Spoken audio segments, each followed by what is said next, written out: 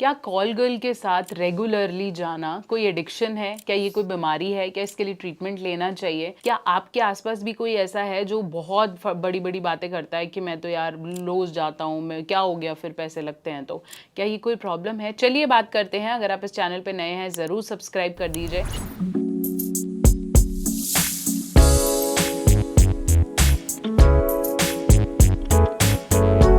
तो हम बात कर रहे थे कि कॉल गर्ल्स के पास जाना या पेड सेशन लेना कहीं ना कहीं प्रॉब्लम है या कोई एडिक्शन है। बहुत से लड़के जब वो मैरिज प्लान नहीं कर रहे होते या वो थोड़ा सा एक्सपेरिमेंट करते हैं या मैरिज के बाद भी बहुत सारे पुरुष कहीं ना कहीं प्रोस्टिट्यूशन या कॉल गर्ल को कहीं ना कहीं बुक करते हैं for fun, for some spicy, या फिर वो फैंटेसीज फुलफिल करना जो वो रूटीन अपनी लाइफ में नहीं कर रहे हैं। कई लोगों के पास पार्टनर नहीं होता, कई लोगों के पास सेक्सुअली एक्टिव पार्टनर नहीं होता, कई लोगों के पार्टनर्स बहुत दूर रहते होते हैं या वो इस चीज़ में इंटरेस्ट नहीं दिखाते होते हैं। तो कहीं ना कहीं मजबूरियाँ या फिर फ़न के तरीके से आप कहीं ना कहीं यहाँ पे चले जाते हो, और बहुत बार ये चीज़ें अच्छी भी साबित होती हैं और कभी कभार इससे आप बहुत ज़्यादा नेगेटिव चीज़ें लेकर आते हो कि आपको इरेक्शन नहीं आया था तो आपको लगा अब होगा ही नहीं, आप वहाँ कर नहीं पाए तो आपको लगा शायद मेरे अंदर प्रॉब्लम हो गई है। वहाँ का बिहेवियर, वहाँ पे लोग कैसे काम करते हैं, या तो आप बहुत ज़्यादा उसकी तरफ चले जाते हो या आपको बिल्कुल ही डिट्रैक्शन फील होने लगता है। दूसरा, जब आप इतना ज़्यादा ये आपके दिमाग में चलता है कि आप अपने रूटीन की एक्टिविटीज़ नहीं कर पा रहे हो, आपको जैसे ही किसी को देख रहे हो आपका मन करता है कि नहीं अब तो मुझे करने जाना पड़ेगा and I have to book, मैं तो जाके कोई लड़की देखता हूँ, तो डेफिनेटली आप समझ लो कि ये धीरे धीरे प्रॉब्लमैटिक हो रहा है और आपके इमोशंस आपके कंट्रोल में नहीं है और प्रॉब्लम बढ़ेगी।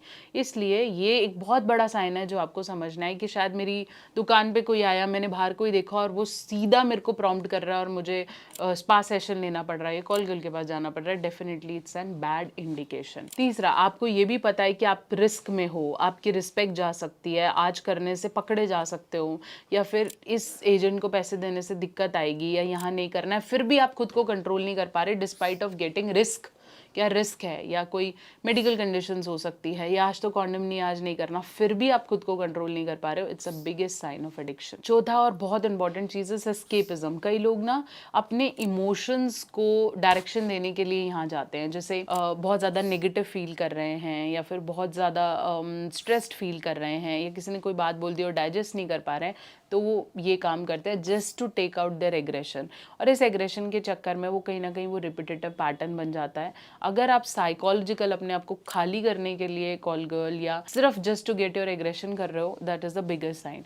अगर आपके बिहेवियर में ये चारों पांचों साइन आपको लग रहे हैं तो डेफिनेटली आप एडिक्ट हो गए हो, आपको खुद पे कंट्रोल करने की ज़रूरत है, और डेफिनेटली इसके लिए सिर्फ एक ही ट्रीटमेंट है, वो है therapies. Once you go to a good psychologist and therapist, आपको समझ में आता है कि धीरे धीरे आपका एडिक्शन का लेवल कम होता है, आप साइकोलॉजिकली स्ट्रांग बनते हो और आपको इस तरह के छोटे छोटे एस्केपिज्म की ज़रूरत नहीं पड़ती है। लेकिन अगर ऐसा है कि आप बार बार किसी और पे डिपेंडेंट हो just to keep you happy, तो वो गलत है।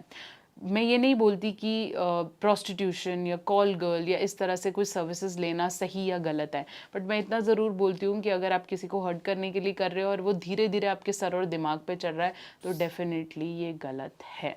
आशा करती हूँ मेरी वीडियो आपके डाउट्स को क्लियर कर पाई है। अगर आप भी इस तरह की किसी प्रॉब्लम से गुजर रहे हैं तो आप डेफिनेटली मेरे साथ सेशन बुक कर सकते हैं, कंसल्टेशन बुक कर सकते हैं www.drnehamehta.com। ऐसी बहुत सारी वीडियोज़ के लिए कनेक्टेड रहें, और अगर आपके कोई क्वेश्चन हैं या डाउट्स हैं तो उन्हें कमेंट सेक्शन में ज़रूर लिखें।